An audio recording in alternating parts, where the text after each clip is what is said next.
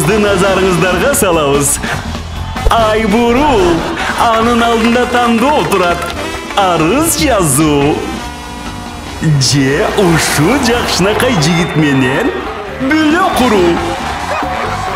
Жок, мен аны тааныбайм. Жардамга. Мен милицияга кайрылам.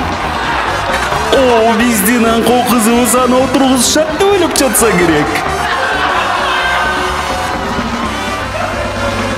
Эми эмне боздоп жатасың, чырагым? Бул жерде бардыгы сенин жакындарың, ата-энең да бул жерде. Баарыбыз сени колдоого даярбыз. Бирок эгер сен калууну тандасаң гана. Анда эмесе сен эмнени тандайсың?